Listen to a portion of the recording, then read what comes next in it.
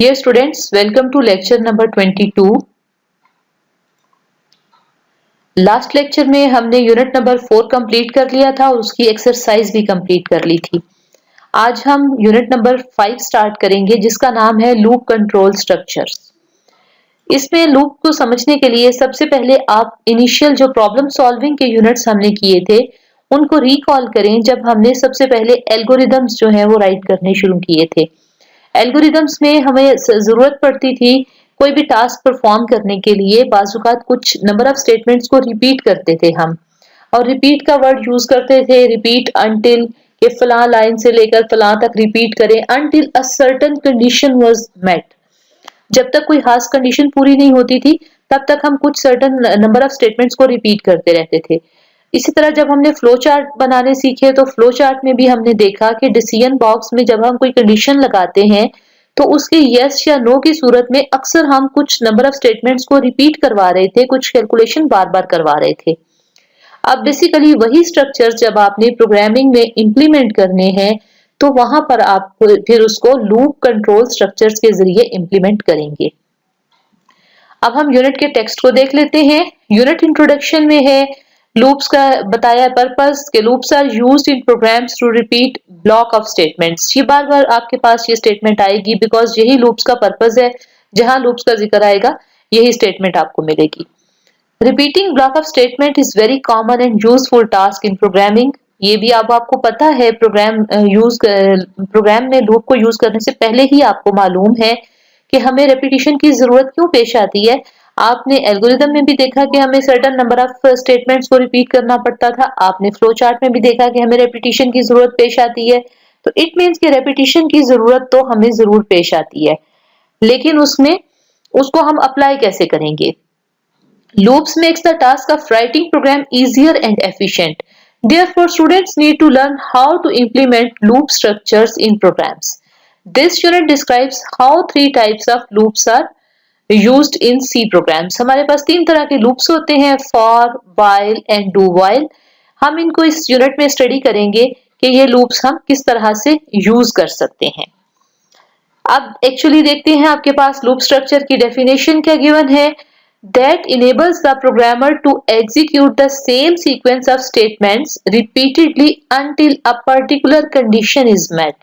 Particular condition पे आपने उसको रोकना है, स्टॉप करना है उस रेपिटिशन को, वरना वो रेपिटिशन फॉरएवर चलती रहेगी और आपके प्रोग्राम में एंडलेस लूप लग जाएगा और प्रोग्राम कभी भी रुकेगा नहीं। इसलिए जब भी आपने डिफाइन करना है, बताना है, लूप्स को यूज करना है, तो इस चीज को जहन में रखना है कि आप कोई पर्टिकुलर कंडीशन के मुताबिक नंबर ऑफ स्टेटमेंट्स को रिपीट करेंगे। बगैर सोचे समझे हम कोई स्टेटमेंट्स को रिपीट नहीं कर सकते। अब लूप्स की टाइप्स भी देख लेते हैं। Loop is the statement in a programming language that allows one or more statements to be repeatedly executed as many times as required. ये रिक्वायरमेंट हमारी प्रोग्राम टू प्रोग्राम और प्रोग्राम के मुख्तलिफ हिस्सों में डिफरेंट हो सकती है। अब लूप में आपके पास एसेंशियली कितने 2 एलिमेंट्स होते हैं। एक ब्लॉक ऑफ स्टेटमेंट होता है जिसको हम बॉडी ऑफ स्टेटमेंट भी बॉडी ऑफ द लूप भी कहते हैं। ये अमूमन पैरेंथेसिस में हो सकता है, अगर एक स्टेटमेंट है तो पैरेंथेसिस के बगैर भी हो सकता है। और ये वो आपके पास पार्ट होगा लूप का जो रिपीटेडली जिसने एग्जीक्यूट होना है, यानी इसके अंदर वो नंबर ऑफ स्टेटमेंट्स आएंगी जो हम बार बार एग्जीक्यूट करवाना चाहते हैं और उसके लिए हमें कुछ कंडीशन देनी पड़ेगी। और कंडीशन जो है जब तक ट्रू होगी तब तक वो स्टेटमेंट्स जो है वो एग्जीक्यूट होती रहेंगी, रिपीट होती रहेंगी। और उसके बाद जब वो कंडीशन हमारी फॉल्स हो जाएगी तो लूप टर्मिनेट हो जाएगा उस टेस्ट कंडीशन की बेस पे। अब यहाँ पर ये बताया, एक्चुअली इसकी हेडिंग तो लिखी हुई है types of loops, loop structure, लेकिन इसके अंदर जो है वो टेक्स्ट थोड़ा सा इसकी हेडिंग से आप कह लें कि मिलता जुलता नहीं है। एनीवेज हमारे पास कब कब हमें जरूरत पेश आ सकती है कि हमें पहले से गिवन नंबर ऑफ टाइम्स हमें पहले से पता हो कि हमने कितनी दफा स्टेटमेंट जो है वो उसको रन करना है, एग्जीक्यूट करना है, रिपीट करना है, या फिर हमारे पास जो है until a given value exceeds another value, या कोई कंडीशन गिवन हो इस तरह की कि एक वैल्यू दूसरी से एक्सीड हो रही है, कोई कंपैरिजन ऑपरेटर आपने दिया हुआ है, या फिर कोई पर्टिकुलर कैरेक्टर एंटर होता है यानी कोई इवेंट अकर होता है। तो बेसिकली हमारे पास जो है जैसे आपको यहाँ बताया गया है कि 3 तरह के 3 टाइप्स ऑफ लूप्स हैं आपके पास, यहाँ 3 जो है तरह का आपके पास सिंटेक्स यूज कर सकते हैं हम। तो फॉर लूप में हमें पहले से नंबर ऑफ स्टेटमेंट की जो नंबर ऑफ रेपिटेशंस पहले से पता होती हैं, और वाइल में हम रन टाइम पे डिसाइड करते हैं, और डू वाइल में भी हम रन टाइम पे डिसाइड करते हैं, लेकिन इन दोनों में थोड़ा सा डिफरेंस है। वो जब हम ये लूप पढ़ेंगे लूप तो तभी मैं आपको एक्सप्लेन कर दूंगी। इसके बाद हम देखते हैं एक और इम्पॉर्टेंट चीज के इनको लूप स्ट्रक्चर को रेपिटिशन स्ट्रक्चर भी कहते हैं। आपने इस चीज को जरूर याद रखना है और नोट डाउन कर लें, क्योंकि जब भी आपसे वाइवा में सिलेक्शन स्ट्रक्चर्स या रेपिटिशन स्ट्रक्चर इस तरह की कोई बात पूछी जाती है तो आपको बिल्कुल उसका पता नहीं होता। तो लूप्स को हम रेपिटिशन स्ट्रक्चर भी कहते हैं। उसके बाद देखते हैं, हम अपने टॉपिक पे वापस आते हैं। फॉर स्टेटमेंट का सबसे पहले हम फॉर लूप जो है उसको स्टडी करेंगे। The for is the looping statement which is used to execute a set of statements repeatedly for a fixed number of times. For loop ऐसा लूप है जिसको स्टार्ट करने से पहले ही हमें पता होना चाहिए कि हमने कितनी दफा जो बॉडी ऑफ द लूप है उसको कितनी दफा हमने रिपीट करवाना है, और इसी वजह से इसको हम काउंटर लूप भी कहते हैं। It has general form. General form में क्या है, फॉर के बाद पहला हिस्सा होता है इनिशियलाइजेशन, दूसरा फिर सेमीकोलन के बाद आती है उसकी टेस्ट कंडीशन, फिर सेमीकोलन के बाद इंक्रीमेंट करते हैं या डिक्रीमेंट करते हैं। बेसिकली आपने याद रखना है कि हमारे पास लूप के 3 आप इंपॉर्टेंट जो है वो पार्ट्स जरूरी हैं। एक इनिशियलाइजेशन यानी इनिशियल वैल्यू, जो भी आपने जहां से अपने लूप को स्टार्ट करना है, उसके अलावा उसकी टर्मिनेशन कंडीशन, कंडीशन होनी चाहिए, उसके बगैर हमारा लूप उसकी कोई सिग्निफिकेंस नहीं है। और इंक्रीमेंट या डिक्रीमेंट, अगर लूप आपका जो है वो कम वैल्यू से ज्यादा की तरफ जा रहा है तो आपको इंक्रीमेंट की जरूरत है, और अगर वो आपके पास जो है वो रिवर्स में चल रहा है तो आपको डिक्रीमेंट की जरूरत पेश आएगी। तो ये चीज आपने इसको जहन में रखने हैं, ये इसके इंपॉर्टेंट कंपोनेंट्स हैं। हर लूप जो है, किसी लूप में ये तीनों चीजें, फॉर लूप की खूबी ये है कि तीनों चीजें पहली ही स्टेटमेंट में आ जाएंगी। इसके बाद जो आप लूप देखेंगे उसमें ये तीनों चीजें एक ही जगह नहीं मिलेंगी, तीनों चीजें डिफरेंट जगह पर मिलेंगी, लेकिन ये तीनों चीजें एक लूप में जरूर होनी चाहिए। इनिशियल वैल्यू आपने इनिशियलाइज भी करवाना है वैल्यू को। बेसिकली ये जो वेरिएबल होता है इसको लूप वेरिएबल कहते हैं, जिसकी वैल्यू की बेस पे हमारा लूप चलता है। तो इसकी इनिशियल वैल्यू भी पता होनी चाहिए, उसने कब तक चलना है उसकी टर्मिनेटिंग कंडीशन भी पता होनी चाहिए, और फिर उसमें हमने इंक्रीमेंट डिक्रीमेंट भी करवाना है। तो फॉर लूप में ये एक ही स्टेटमेंट में तीनों काम हो जाते हैं। उसके बाद हम पेयर ऑफ ब्रैकेट्स में उसकी बॉडी की स्टेटमेंट्स, बॉडी के अंदर स्टेटमेंट्स डिफाइन कर देते हैं। तो जितनी स्टेटमेंट्स होती हैं वो सारी की सारी एग्जीक्यूट होती रहती हैं जब तक ये टेस्ट कंडीशन हमारी ट्रू होती है। अब इसके टेक्स्ट को जरा आप अच्छी तरह समझ लें। जब आप इसको प्रैक्टिकली परफॉर्म करेंगे तो और बेहतर आपको समझ में आ जाएगा। When for statement is executed, a variable also called the loop variable, मैंने जैसे आपको बताया कि loop variable होता है is assigned an initial value in the initialization part of the loop। तो initial value को assign करना बहुत जरूरी है। जैसे उसकी एग्जांपल क्या है, हम कह सकते हैं k is equal to 1, हम कह सकते हैं count is equal to 0, हम कह सकते हैं I is equal to 0। कोई भी हमारा वेरिएबल हो सकता है, उसको हम लूप वेरिएबल कहेंगे। The value of the loop variable is checked with the given test condition। अब जो आपने पहली वैल्यू असाइन की है वो वैल्यू चेक होगी ये सेकंड पार्ट में जो कंडीशन दी होगी, और कंडीशन अमूमन हम देते हैं रिलेशनल एक्सप्रेशन की हेल्प से, such as k is less than 10। If the condition is true, the control enters in the body of the loop। तो यहां से फिर हमारे पास जो है, अगर सबसे पहले इनिशियलाइजेशन हुई, उसके बाद कंडीशन चेक हुई, कंडीशन के बाद आपके पास जो है वो body of the loop execute होनी शुरू हो जाएगी। जब ये बॉडी एक दफा एग्जीक्यूट हो जाएगी, इसके एंड से ये दोबारा जाएगा इंक्रीमेंट या डिक्रीमेंट पे। यहाँ इंक्रीमेंट डिक्रीमेंट होगा और फिर दोबारा कंडीशन चेक होगी।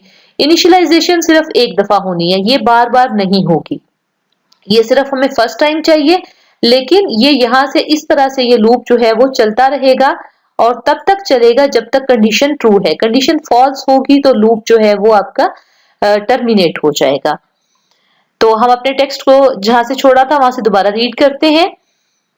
After the execution of the body of the loop, the control is transferred back to the increment or decrement part of the loop. तो यहाँ से ये चला गया increment decrement पे. The loop variable is incremented or decremented using an assignment statement. कैसे कर सकते हैं हम? k is equal to k plus 1 कह सकते हैं, सिंपल हम k plus plus कह सकते हैं, k is equal to k plus 2 कह सकते हैं.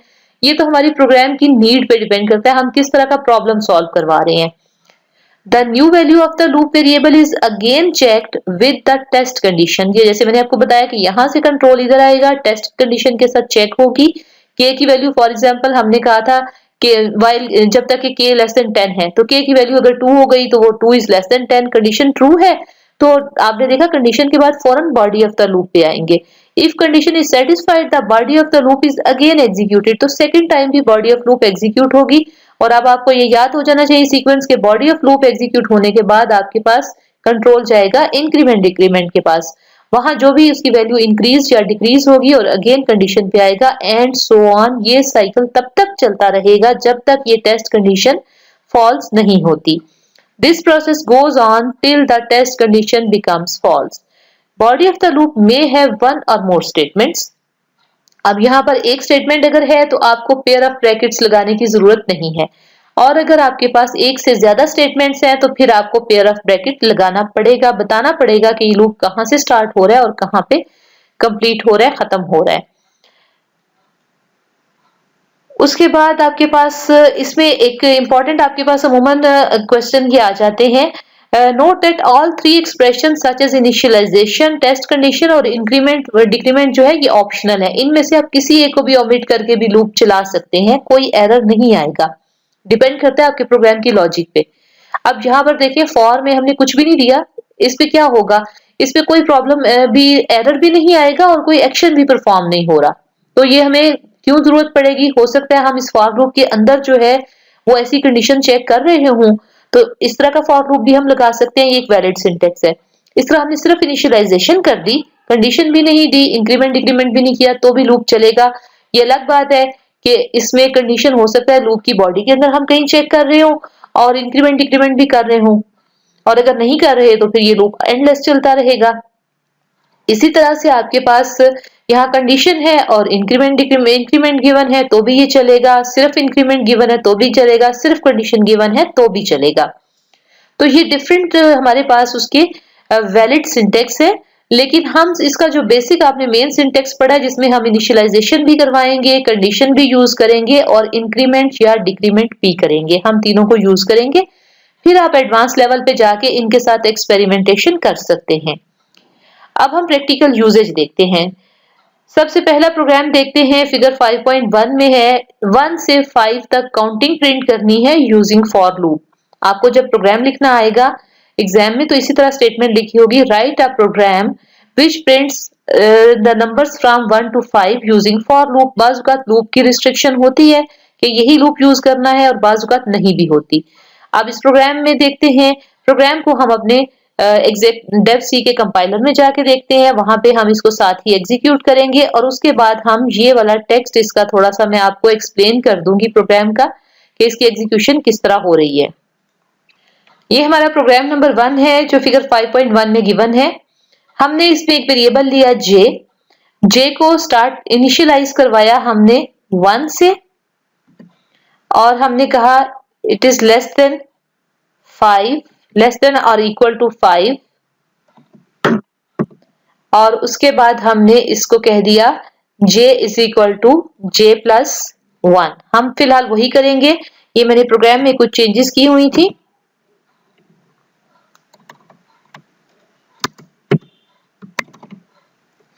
हम इसको सेव कर लेते हैं.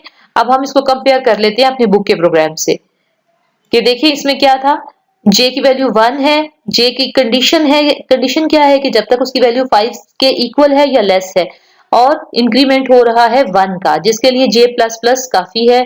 उससे ज्यादा हमें j is equal to j plus 1 भी लिख सकते हैं. और रिमेंबर के लूप के एंड पे कभी भी सेमीकोलन नहीं आएगा because it is not a statement. Semicolon is the statement terminator. तो लूप के एंड पे कभी भी सेमीकोलन नहीं आएगा. अब हम इस प्रोग्राम को एग्जीक्यूट करके देख लेते हैं. तो देखिए 1 से लेकर 5 तक वैल्यू हमारे पास प्रिंट हो गई.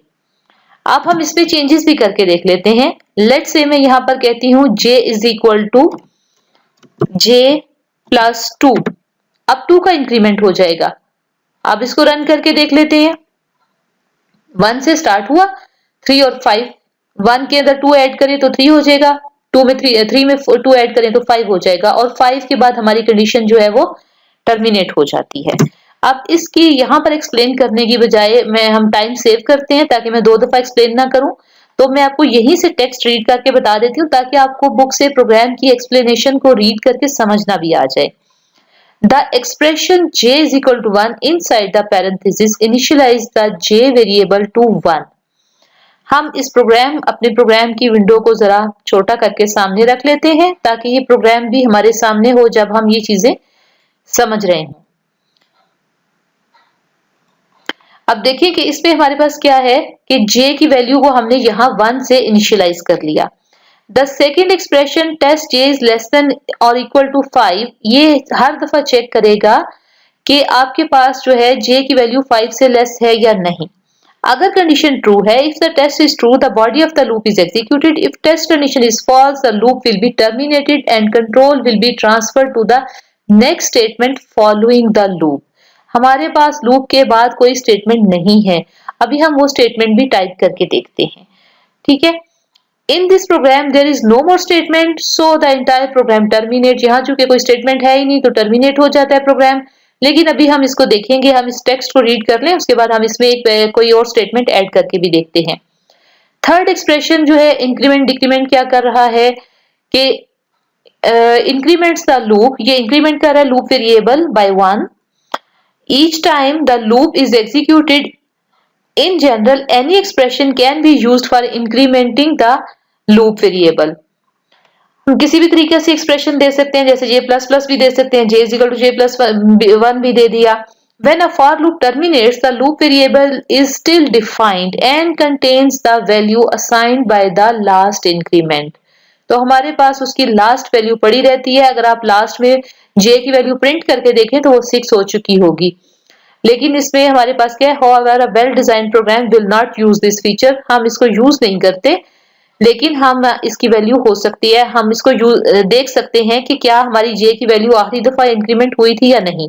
सिंपल सी एक हम प्रिंटफ स्टेटमेंट ऐड करके देख लेते हैं। ये स्टेटमेंट हमारी इसका हिस्सा नहीं है फॉर लूप का। बैकस्लैश n कर लेते हैं और लिखते हैं value of j at the end of loop is equal to percentage d कर देते हैं। सेंटेंस थोड़ा लेंथी हो गया है। और उसके बाद उसमें वैल्यू हम कौन सी प्रिंट करना चाह रहे हैं, j की, और सेमीकोलन लगा देंगे। और इसके बाद इस प्रोग्राम को हम एग्जीक्यूट करके देख लेते हैं। अब देखें 2 का इंक्रीमेंट किया था तो वैल्यू जो है हमारे पास इसकी j की 7 हो चुकी है। बुक में 6 लिखा है क्योंकि वहां पर यहाँ एक इंक्रीमेंट 1 का हो रहा है। तो हम दोबारा इसको इस तरह करके भी देख लेते हैं। आप ये एक्सपेरिमेंटेशन अपने प्रोग्राम्स के साथ करेंगे। अब देखें इसमें हमारे प्रोग्राम के साथ क्या प्रॉब्लम हो गया। j is equal to j plus plus, ये देखें आपके पास j की वैल्यू 1 रह रही है। इसको कहते हैं एंडलेस लूप। तो ये देखें एंडलेस लूप लग गया है। इसको आप कैसे अब करेंगे, इसको कंट्रोल C कंट्रोल ब्रेक जो है, पास ब्रेक का आपके पास ऑप्शन होता है, वो भी आप कर सकते हैं, प्रोग्राम टर्मिनेट हो जाएगा। तो एक्चुअली यहाँ पर ये मिस्टेक हो गई थी। तो इस तरह आपको ये भी पता चल गया कि एंडलेस लूप जो है उससे क्या मुराद है। आप देखें वो करेक्शन कर दी है मैंने। तो अब देखिए हमारे पास j इज इक्वल टू 1 से 5 तक प्रिंट होके एंड पे जो लूप की वैल्यू आ गई है, लूप के एंड होने के बाद j की जो वैल्यू आई है वो 6 है। अब हम अपने नेक्स्ट प्रोग्राम की तरफ मूव करते हैं। इसमें देखें फिगर 5.3 में हमारे पास प्रोग्राम गिवन है, program number 2 enter the number whose table is required. तो ये हमारे पास फिगर 5.3 का प्रोग्राम टाइप किया हुआ है। इसको अब हम एग्जीक्यूट करके देख लेते हैं, कोड भी अंडरस्टैंड कर लेते हैं। हमने 2 वेरिएबल लिए n और j। यूजर को हमने स्टेटमेंट दी कि नंबर एंटर करे जिस भी नंबर का वो टेबल प्रिंट करवाना चाहता है, और वो वैल्यू हमने स्कैनफ कर ली n वेरिएबल के अंदर। अब एक्चुअली आप यहां से इसको अंडरस्टैंड करें, j की वैल्यू सबसे पहले 1 हुई और उसके बाद जे को हमने कंडीशन क्या दी, जब तक उसकी वैल्यू 12 तक नहीं जाती। और उसके बाद जे में हमने 1 का इंक्रीमेंट कर दिया। प्रिंट एफ में हम क्या प्रिंट करवा रहे हैं, पहले हम n प्रिंट कर रहे हैं, यानी n अगर हम लेट से इसको दे देते हैं 7 तो यहाँ 7 प्रिंट होगा। फिर हम j प्रिंट कर रहे हैं जो कि 1 है, अगली दफा j2 हो जाएगा। फिलहाल हम 1 की बात करते हैं, j की वैल्यू पहली दफा 1 होगी और उसके बाद नेक्स्ट हमारे पास क्या प्रिंट हो रहा है, इक्वल टू साइन के बाद n और j का मल्टीप्लाई करके हम इसका आंसर जो आ रहा है वो प्रिंट करवा रहे हैं। यानी अगर n 7 है तो 7 multiplied by 1 is equal to 7। अब आपने देखा कि बॉडी ऑफ द लूप के बाद कंट्रोल कहाँ जाता है, इंक्रीमेंट या डिक्रीमेंट पे। फिर j की वैल्यू 2 हो जाएगी। जब j की वैल्यू 2 हो जाएगी तो 2 इज लेस देन 12, हमारी कंडीशन फिर भी ट्रू है। तो 2 के लिए ये लाइन दोबारा एग्जीक्यूट होगी, जहां n हमेशा वही हमारा n है, इसमें हम कोई चेंज नहीं कर रहे। j की जगह 2 हो चुका है तो यहाँ 7 आएगा, यहाँ 2 आएगा और यहाँ 7 मल्टीप्लाइड बाई 2 14 आएगा। फिर इंक्रीमेंट पे जाएगा, j की वैल्यू 3 हो चुकी होगी। इस तरह प्रिंट होते होते जब j की वैल्यू 12 हो जाएगी तब भी ये एग्जीक्यूशन चलेगा। उसके बाद दोबारा जब यहाँ आएगा j की वैल्यू 13 हो जाएगी, यहाँ से ये वैल्यू चेक करेगा, कंडीशन फॉल्स हो जाएगी, लूप एग्जिट हो जाएगा और उसके बाद हमारे पास ये प्रोग्राम टर्मिनेट हो जाएगा। अब हम इसको एग्जीक्यूट करके देखते हैं। लेट से हम वही वैल्यू देते हैं 7, तो ये देखिए आपके पास टेबल प्रिंट होकर आ गया। ये देखिए enter a number whose table is required, तो 7, ये देखें यहाँ पर ये %2d से क्या मुराद है कि आपने 2 कॉलम्स में 7 को रखा है ताकि अगर मैं डबल डिजिट नंबर भी दूं तो उसकी फॉर्मेटिंग सही आए। और इसी तरीके से मैंने 2 डिजिट में 2 कॉलम में इसको रखा है और यहाँ पर मैंने इसको 3 कॉलम में रखा है ताकि अगर मैं लेट्स से कि कोई और नंबर देते हैं, हम इसको दोबारा से रन करते हैं और इस दफा मैं इसको देती हूँ नंबर 9।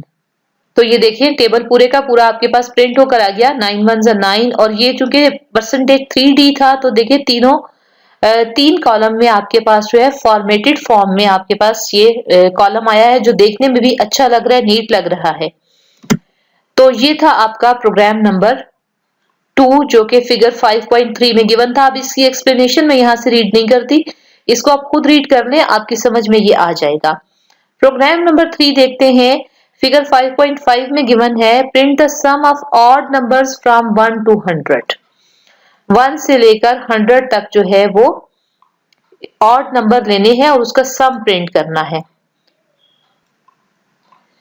ये देखिए फिगर 5.5 का ये प्रोग्राम है, इसमें हमने 2 वेरिएबल ले लिए, एक j और एक सम इज इक्वल टू 0 कर दिया।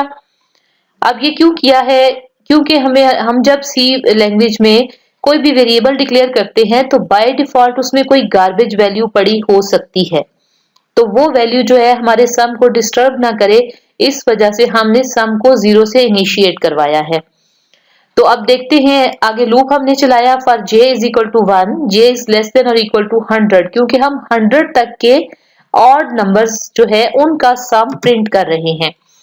तो उसके बाद हमने j में 2 का इंक्रीमेंट करवा दिया, क्योंकि पहले इसमें j की वैल्यू 1 होगी और वो 1 जो है 0 में ऐड हो जाएगा, सम की वैल्यू क्या हो जाएगी आपके पास 1। फिर j की वैल्यू में 2 का इंक्रीमेंट होगा, j की वैल्यू में 3 आ जाएगा। जब 3 आ जाएगा तो 3 जो है वो लेस देन 100 है, 3 जो है वो एग्जिस्टिंग सम जो कि 1 था उसमें ऐड हो जाएगा, 4 आ जाएगा। तो इस तरह से हमारे पास 1 से लेकर 100 तक जितने भी इवन ऑड नंबर हैं, सॉरी ऑड नंबर्स हैं, उन सब का सम आ जाएगा। और प्रिंट हम सिर्फ एक दफा कर रहे हैं, इसलिए प्रिंटिंग बार बार नहीं होगी, ये जहन में रखें कि ये देखें ये लूप से बाहर स्टेटमेंट है, इस लूप के अंदर सिर्फ एक स्टेटमेंट आ रही है। उसके बाद पहले मैं आपको सिंपल रन करके दिखाती हूँ, उसके बाद इसमें थोड़े से चेंजेस करके दिखाती हूँ। तो ये देखिए आपके पास बुक में जो आंसर गिवन था और बुक में जो एक्सप्लेनेशन है उतना टास्क मैंने आपको यहाँ करवा दिया है। अब हम इसके साथ थोड़ा सा प्ले करते हैं। लेट्स से कि हम इसको 10 कर देते हैं, तो अब हमारे पास 1 से 10 तक नंबर जो है उनका सम प्रिंट होगा। देखते हैं, पहले उसको रन करके देख लेते हैं। 1 से 10 तक 25 हमारे पास उसका नंबर जो है वो सम आता है ऑड नंबर्स का। अब अगर ये प्रिंट स्टेटमेंट जो है इसको मैं लूप के अंदर ले जाती हूँ, अब इसको तो देखिए हमारी हर लाइन प्रिंट होगी। लूप के अंदर कैसे लेके जाएंगे, इसके बाहर अब मैं एक पेयर ऑफ ब्रैकेट लगा देती हूँ ताकि यहां से हम इसको कट कर लेते हैं, कंट्रोल एक्स करते हैं।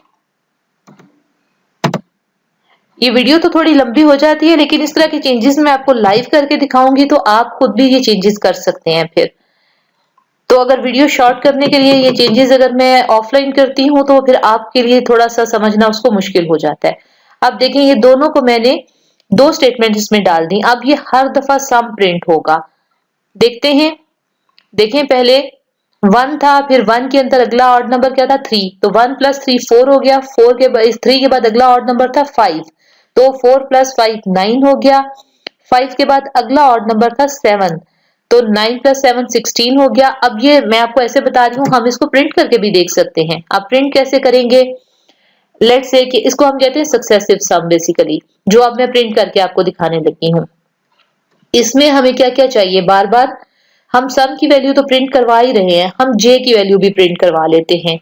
तो हम इधर कहते हैं %d एक और डाल देते हैं और यहां पर हम जे भी प्रिंट करवा लेते हैं। तो देखते हैं हमारी आउटपुट की क्या शक्ल बनेगी। तो ये देखें, पहले 1 था, अब ये 3 + 1 4 हो गया, 4 + 5 9 हो गया। और इसी तरीके से आप इसको बार बार भी सम को भी इस तरफ ले आए, लेफ्ट साइड पे आप इसके साथ मजीद प्ले कर सकते हैं। इस तरह आप इसके साथ एक दफा और %d जो है वो राइट कर लें, और पहले आप पुराने वाला सम प्रिंट करवा लें, प्रीवियस वाला, एंड सो ऑन। जिस तरह जितना चाहें आप इसके अंदर चेंजेस कर सकते हैं। मैं इस प्रोग्राम को इसकी ओरिजिनल कंडीशन पे वापस ले जाती हूँ। अब हम इसके बाद नेक्स्ट प्रोग्राम इसका देखते हैं। ये देखिए, इसमें सम 2500 ही आया आपके पास। अगला प्रोग्राम देखते हैं, that is program number 4। Figure 5.7 में गिवन है, it reads a number and print its factorial. अब सबसे पहले तो आपको पता होना चाहिए कि फैक्टोरियल क्या होता है।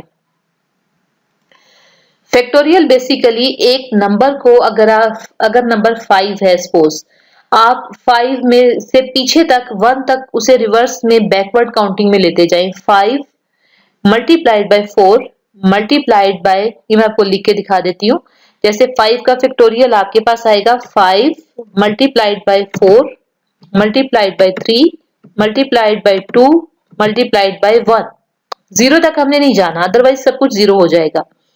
अब इसका आंसर क्या आता है, कैलकुलेट करके देखें, 120 आएगा। ठीक है, 4 5 जा 20, 23 जा 60, 62 जा 120 एंड 121 जा 120।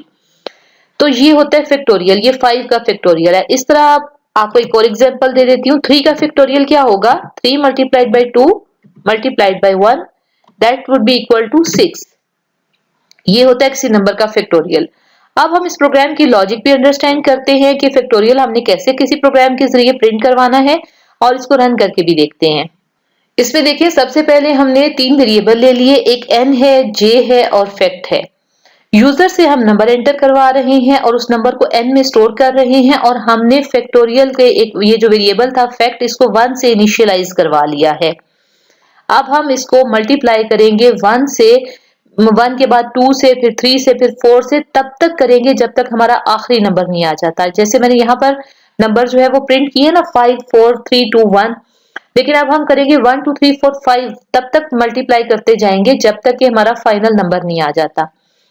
तो अब देखें कि हमने क्या कंडीशन रखी है, जब तक j जो है, j इज लेस देन और इक्वल टू n, और 1 का इंक्रीमेंट करते जा रहे हैं। फैक्ट में सबसे पहले 1 था, 1 जो है वो 1 से मल्टीप्लाई होगा, आंसर 1 आ जाएगा।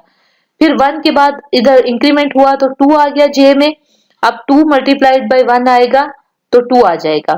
फिर यहाँ 3 हो गया, 3 मल्टीप्लाइड बाय 2 होके 6 हो जाएगा, और तब तक चलेगा जब तक वैल्यू जो है वो n से इक्वल नहीं हो जाती।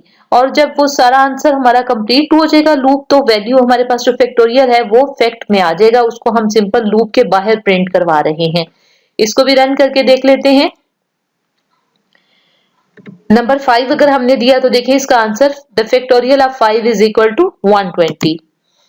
एक दफा फिर इसको एग्जीक्यूट करके देखते हैं। Factorial of 6 is equal to 720। 3 का फैक्टोरियल हमने किया था, वो भी हम वेरीफाई कर लेते हैं। छोटे नंबर का आप वैसे भी वेरीफाई कर सकते हैं, आप इसको कितने भी बड़े नंबर का भी देंगे तो वो आपको कैलकुलेट कर देगा।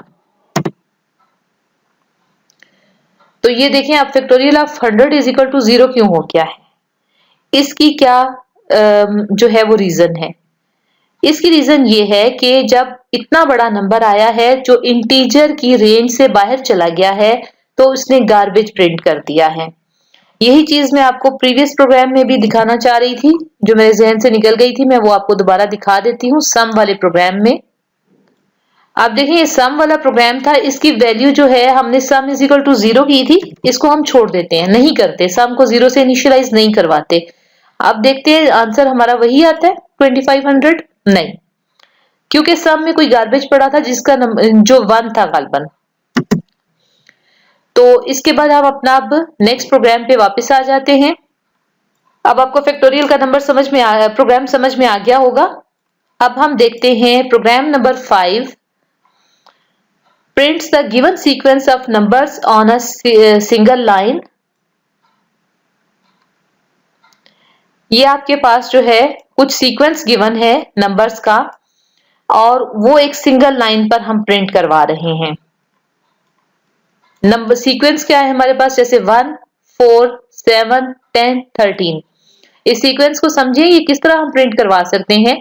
देखिए 3 का इंक्रीमेंट हो रहा है और मैक्सिमम वैल्यू क्या आ रही है 40, तो हमारे पास टर्मिनेटिंग कंडीशन 40 आ रही है और इंक्रीमेंट 3 का आ रहा है। तो सिंपल सा एक लूप हमारा लगेगा, n को 1 से इनिशिएट करवा रहे हैं, टर्मिनेटिंग कंडीशन 40 है और लूप की वैल्यू जो है वो 3 से इंक्रीमेंट हो रही है। तो ये हमारे पास फिगर 5.9 का प्रोग्राम है, इसको देख लेते हैं रन करके। ये देखिए 1 से 40 तक वैल्यूज प्रिंट हो गई। इस प्रोग्राम में बहुत ज्यादा एक्सप्लेनेशन करने की कोई जरूरत नहीं है सच। ये देखें पहले हमने एक ब्लैंक लाइन छोड़ी, 1 से स्टार्ट किया, लास्ट वैल्यू 40 थी, कंडीशन ये दे दी और 3 का इंक्रीमेंट कर रहे हैं और हर दफा इनको प्रिंट करते जा रहे हैं।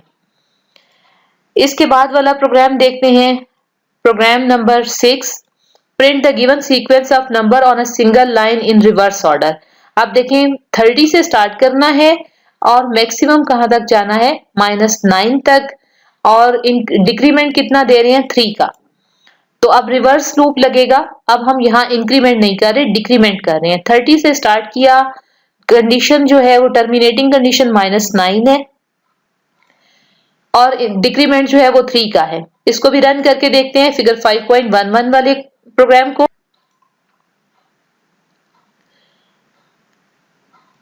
तो ये देखिए हमारे पास वही वाला सीक्वेंस आ गया।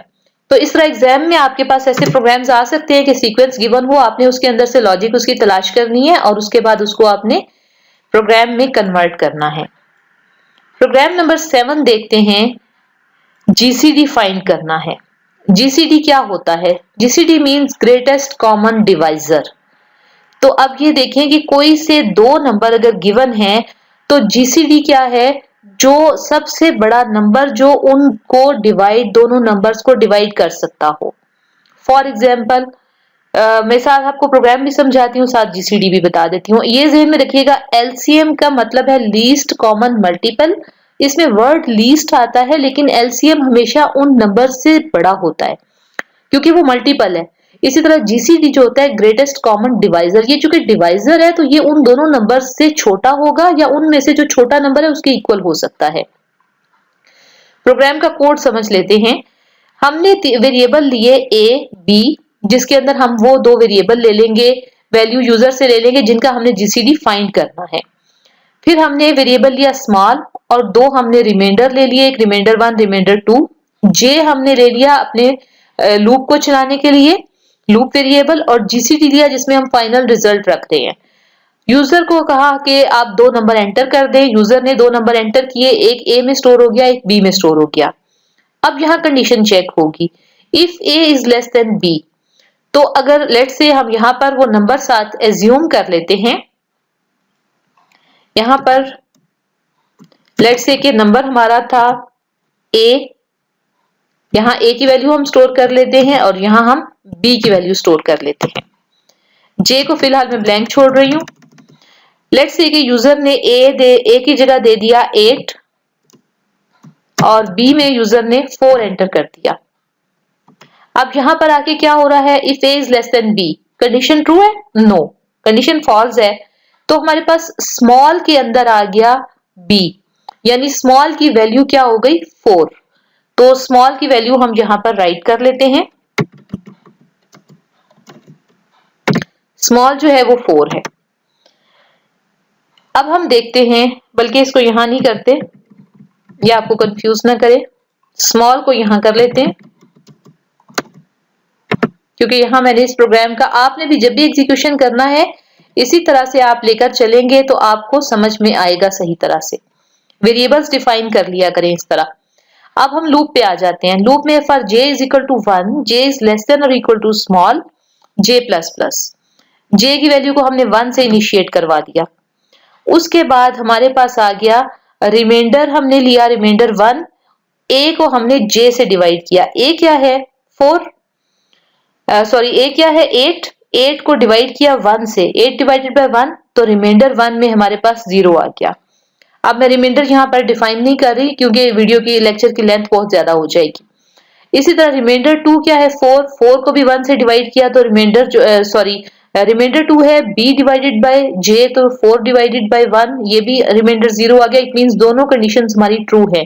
तो जीसीडी में हमारे पास स्टोर हो गया j। यहां पर हम जीसीडी राइट कर लेते हैं। जीसीडी इज इक्वल टू, इस वक्त हमारे पास क्या आ रहा है? 1, j की जो भी वैल्यू है।